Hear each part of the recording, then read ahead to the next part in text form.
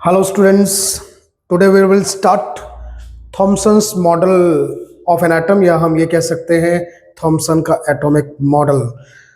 आपको मालूम है 1897 में, इट वाज ईयर 1897, थॉमसन ने इलेक्ट्रॉन की डिस्कवरी की। He discovered electron. और जब थॉमसन ने इलेक्ट्रॉन की डिस्कवरी की तो उन्होंने एटम के विषय में सोचा कि इलेक्ट्रॉन एटम में कैसे प्लेस किया जा सकता है, इलेक्ट्रॉन एटम के अंदर कैसे रखा जा सकता है। और इससे पहले, थॉमसन से पहले, डाल्टन ने एटम्स के बारे में अपने पोस्टुलेट्स या अपने विचार रख दिए थे। और आपको मालूम है, आपने लोअर क्लास में 9th में भी पढ़ा है कि डाल्टन ने क्या कहा था एटम्स के बारे में। Atoms are the smallest constituent of an element, या एटम्स आर इंडिविजिबल। एक एलिमेंट के सारे एटम्स एक जैसे होंगे। Atoms, all the atoms of an element are similar in shape and size. Atoms combine in simple whole number ratio. ये सारे Dalton ने कहा था। तो कुछ कॉन्सेप्ट्स थे एटम के बारे में। तो जब इलेक्ट्रॉन की डिस्कवरी थॉमसन ने किया तो उन्होंने भी सोचा कि how I can place these electrons in an atom, कि एटम के अंदर इलेक्ट्रॉन्स को प्लेस कैसे किया जा सकता है। तो उन्होंने फिर एटम के बारे में अपने विचार रखे। और क्या विचार रखे? उन्हीं विचार को कहा गया पोस्टुलेट्स। तो क्या विचार उन्होंने रखे? उन्होंने अपने विचार रखे कि एटम एक पॉजिटिवली चार्ज स्फीयर होता है। जैसे आपने बॉल देखी है, लेदर की बॉल देखी है, तो उन्होंने पूरे एटम को कहा कि the whole atom is a positively charge sphere. ये पूरे एटम के ऊपर ये पूरा पॉजिटिव है। This is whole atom is positively charge. हम पूरे एटम को मान लें कि ये पॉजिटिवली चार्ज स्फीयर है। कैसा है? Sphere, that is a sphere. इसके ऊपर पॉजिटिव चार्ज है। The whole atom is positively charged sphere in this way. इसका मतलब है उन्होंने पॉजिटिव चार्ज को पूरे एटम पर यूनिफॉर्मली डिस्ट्रीब्यूट किया। उनके हिसाब से, according to him, the positive charge is uniformly distributed over the entire atom. पूरे एटम के ऊपर पॉजिटिव चार्ज यूनिफॉर्मली डिस्ट्रीब्यूटेड था, ये उन्होंने कहा। और साथ में एक बात कही कि ये जो इलेक्ट्रॉन्स उन्होंने खोजे, जिसके लिए उन्होंने एटम की स्ट्रक्चर देने की कोशिश की, उन्होंने कहा electrons are embedded in it. इसके अंदर इलेक्ट्रॉन्स एम्बेडेड है। कहीं कहीं कहीं कहीं इलेक्ट्रॉन्स एम्बेडेड है। और इसके लिए उन्होंने कहा इन the same way as the plum is embedded in the puddings. What is, इसीलिए इनके मॉडल को प्लम पुडिंग मॉडल भी कहा गया। तो उस नाम की भी हम बात करते हैं पहले। This model is also called plum pudding model. This model is also called plum pudding model. He said that atom is a positively charged sphere in which electrons are embedded in the same way as the plum is embedded in the puddings. ये plum pudding क्या है? Basically, England में British have a Christians have a cake that was called, this is a cake. तो plum क्या था? Plum was the electrons. Plum को electrons की analogy माना गया, प्लम्स को इलेक्ट्रॉन की तरह माना गया। अब पुडिंग्स को किसकी तरह माना गया? पुडिंग्स को माना गया पॉजिटिवली चार्ज्ड स्फीयर। तो इन्होंने कहा कि अगर हम पूरे स्फीयर को, पॉजिटिवली चार्ज स्फीयर को पुडिंग मान लें, तो उसमें प्लम इलेक्ट्रॉन्स एम्बेडेड हैं। That's why this is called plum pudding model. और एक नाम से और जाना गया इसको, it was also called watermelon model. अब इससे तुलना क्यों हुई? बहुत सिंपल है। आप जानते हैं वाटरमेलन, आप जानते हैं वाटरमेलन में जो एडिबल पार्ट होता है जिसको हम खाते हैं, जो रेड कलर का होता है, उसमें सीड्स एम्बेडेड होती हैं। तो उन्होंने यहाँ पर जो तुलना की, जो एनालॉगी बनाया, उन्होंने कहा कि वाटरमेलन में जो एडिबल पार्ट होता है अगर उसको हम पॉजिटिव स्फीयर मान ले पूरा, तो उसके अंदर जो सीड्स हैं, seeds they indicate electrons. That's why it is also called watermelon model. तो मेरे ख्याल से अब आपको यह समझ आ गया होगा कि थॉमसन मॉडल को प्लम पुडिंग मॉडल क्यों कहते हैं और थॉमसन मॉडल को वाटरमेलन मॉडल क्यों कहते हैं। ये एनालॉगी मतलब इसकी तुलना की गई। तो मैं एक बार लिख देता हूं कि why it is called plum pudding model and why it is called watermelon model. Then will come to the postulates. फिर इसके बारे में थॉमसन ने क्या कहा, फिर हम उसकी बात करते हैं। So let's have the why it is called plum pudding model. First हम बात करते हैं इसको प्लम पुडिंग मॉडल। ये जो एनालॉगी दी गई, इस एनालॉगी में मतलब तुलना जो की गई, क्या तुलना थी? Pudding represents,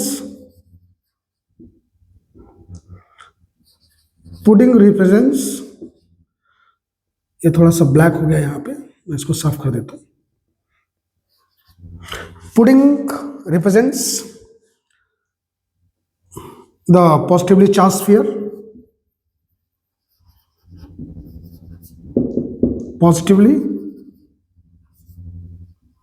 charged sphere, and plum represents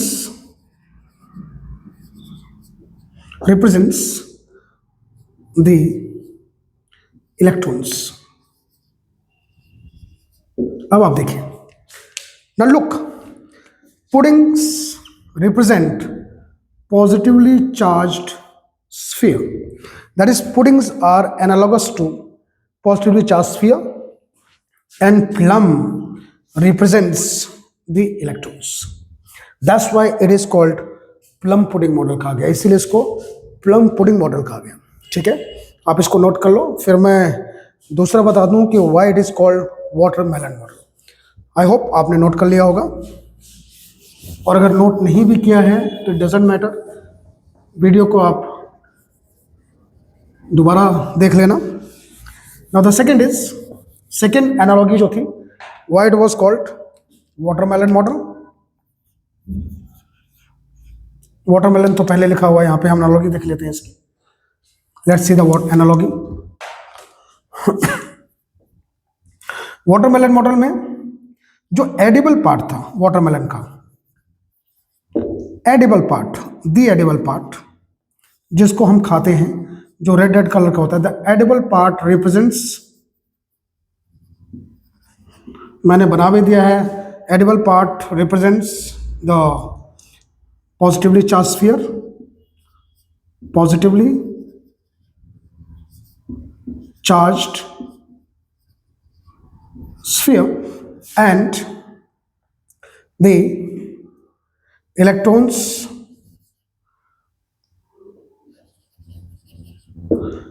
the edible part represents the positively charged sphere, and the seeds are represented by, or electrons represent, or we can say electrons को हम ना पहले ना लिख के हम कहते हैं seeds represent the negatively charged electrons. These were analogies कि why it is called plum pudding model and why it is called watermelon model. Watermelon में जो एडिबल पार्ट था वो पॉजिटिवली चार्ज स्फीयर को रिप्रेजेंट करता है, इस स्फीयर को, एंड द सीड्स, जो वाटरमेलन के अंदर सीड्स होती है, ब्लैक ब्लैक जो सीड्स होती है, नॉर्मली आपने देखा होगा they are black in color, normally they are black in color, and they represents the negatively charged electrons. So this is normally called watermelon model or plum pudding model. अब हम देखते हैं sorry तो what were the postulates, क्या कहा Thompson ने। हमने इन दोनों एनालॉजीज से समझ तो लिया है कि थॉमसन ने क्या कहा, हम उसको अब लिख भी लेते हैं। That is called plum pudding model. तो हम पोस्टुलेट्स की बात करते हैं कि क्या कहा थॉमसन ने। Postulates of Thomson's model of an atom. पहला पोस्टुलेट क्या था? Yes, the first postulate was an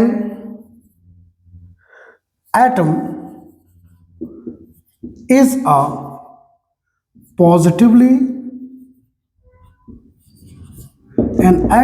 a positively charged sphere and electrons are embedded in it. देखो, हमने पहले ही दोनों जो एनालॉजीज थे, why it is called plum pudding model and why it is called watermelon model, दोनों से हमने समझा कि थॉमसन क्या कहना चाहते थे कि पूरा atom positively, an atom is a positively charge sphere, positively charge sphere होता है, and electrons are embedded in it in the same way as the plums are embedded in the pudding or seeds are embedded in the edible part of watermelon. This is the analogy. So this was the first point. In it, in the same way as the plums are embedded in the puddings, as the plums are embedded in the puddings. So this is the first postulate. Now look at the second postulate में उन्होंने क्या कहा, आप इसको note कर लें एक बार, नहीं तो वीडियो को आप रिवर्स करके देख लेना, रिवाइज कर लेना वीडियो को। सेकेंड पॉइंट हम देखते हैं। सेकेंड पॉइंट वाज, देखो उन्होंने कहा कि एटम पॉजिटिवली चार्ज स्फीयर होता है, इलेक्ट्रॉन्स एम्बेडेड होते हैं पॉजिटिव चार्ज स्फीयर में, लेकिन उन्होंने एक बड़ा इंपॉर्टेंट पॉइंट कहा।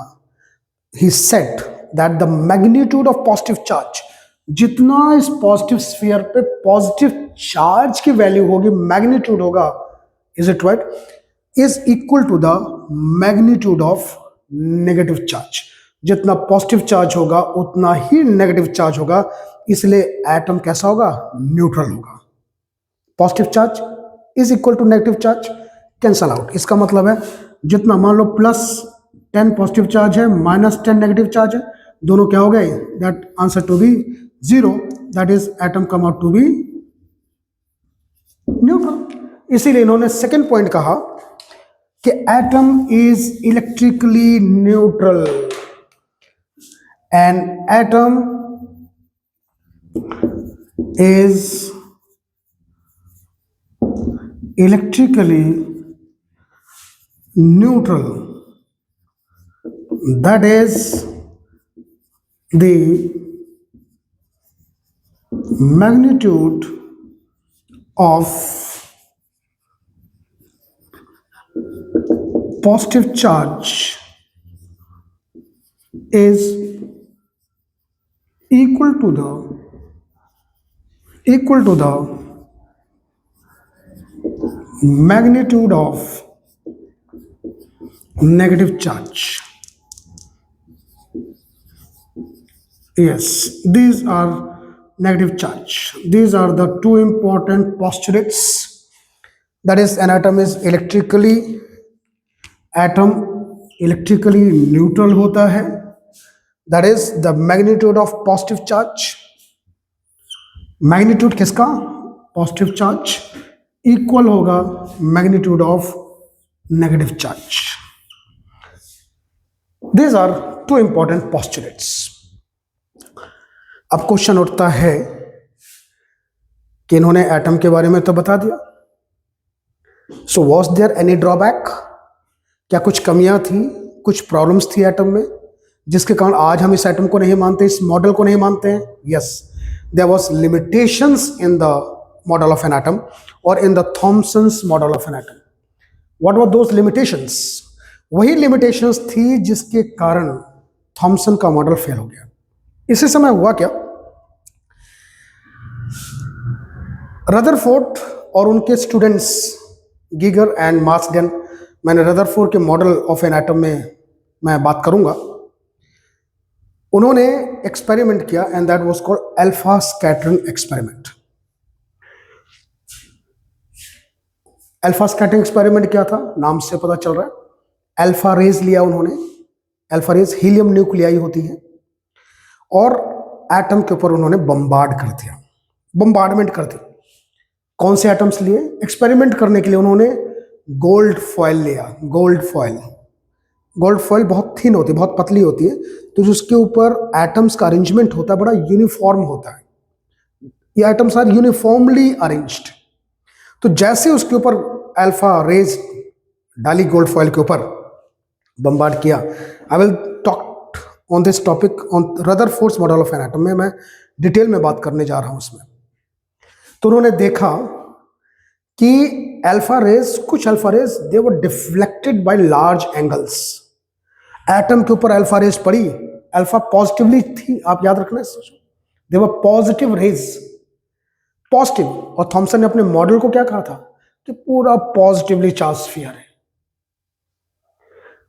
तो रदरफोर्ड ने उस एक्सपेरिमेंट में देखा कि some of the alpha rays were deflected by large angle, only 1 out of 20,000, और बहुत सारी स्ट्रेट पास कर रही थी. तो जब स्ट्रेट पास कर रही थी अल्फा रेज, इसका मतलब है कि ये जो यूनिफॉर्म डिस्ट्रीब्यूशन था पॉजिटिव चार्ज का, that was not there. That's why his model failed and this was the major reason, Rutherford's alpha scattering experiment, for the failure of Thomson's model of an atom. So let's see the limitations of Thomson's model of an atom. क्या limitation थी और ये model क्यों fail हो गया, क्यों ये time के टेस्ट में फेल हो गया, टाइम के हिसाब से ये पास नहीं हो पाया और आज हम इस मॉडल को नहीं मानते हैं. आज इस मॉडल की हम चर्चा सिर्फ और सिर्फ इसलिए करते हैं कि थॉमसन ने एक शुरुआती कुछ बातें कर दी थी एटम के मॉडल के बारे में, तो वो प्रिकर्सर है बाकी मॉडल्स के लिए. So let's see the limitations of Thomson's model of an atom. हम लिमिटेशन देखते हैं.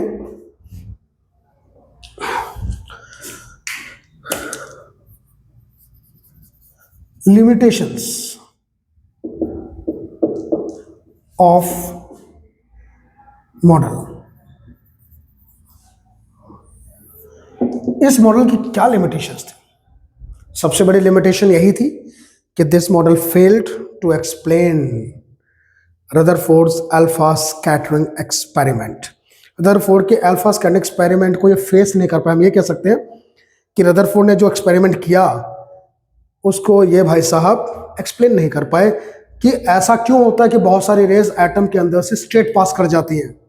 इनके हिसाब से सारी रेज डिफ्लेक्ट हो जानी चाहिए, जितनी भी रेस पड़ी सबको एटम के अंदर जाना ही नहीं चाहिए क्योंकि पॉजिटिवली चार्ज होता है, लेकिन ऐसा नहीं था.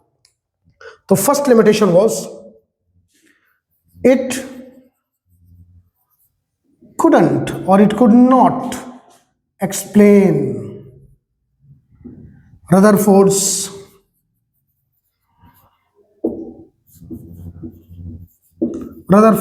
alpha scattering experiment. जैसा मैंने आपको बार बार कहा है, रदरफोर्ड अल्फा स्कैटरिंग एक्सपेरिमेंट में हम बात करेंगे कि मॉडल क्या था, कैसा था, उसमें कैसे एक्सपेरिमेंट किए गए थे. सेकंड, अल्फा स्कैटरिंग एक्सपेरिमेंट में तो फेल हुआ ही, लेकिन इस मॉडल ने न्यूक्लियस के बारे में कोई बात नहीं की. इसने कहा कि पॉजिटिवली चार्ज, जो पॉजिटिव चार्ज होता है एटम के ऊपर, वो पूरे एटम में यूनिफॉर्मली डिस्ट्रीब्यूटेड है, और हम जानते हैं कि ऐसा नहीं है. इट मीन्स ही डिडंट या he has no idea about the nucleus of an atom. So this model this model failed to explain the position of nucleus in an atom. Nucleus की पोजीशन नहीं बता पाए।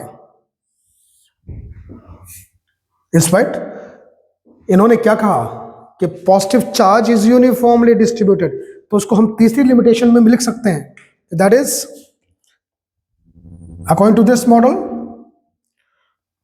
This model positive charge is uniformly distributed. According to this model, positive charge is uniformly distributed all over the atom. देख लो, इन्होंने कहा कि positive charge uniformly distributed होता है। Positive charge is uniformly distributed all over the atom. ऐसा नहीं होता है। आज हम जानते हैं कि ऐसा नहीं होता है। Is it right? कुछ और लिमिटेशंस भी हैं क्या? Yes, लिमिटेशंस हैं। मैं पहली लिमिटेशन को मिटा रहा हूं। ये मॉडल एटम के स्पेक्ट्रम को नहीं एक्सप्लेन कर पाया है। ये एटम का स्पेक्ट्रम क्या है, जब हम आगे मॉडल्स की बात करेंगे, बोर्स मॉडल वगैरह की बात करेंगे, तो हम वहाँ एटॉमिक स्पेक्ट्रा की बात करेंगे। अभी आप यहाँ पे इतना समझ लो कि it could not explain, it couldn't explain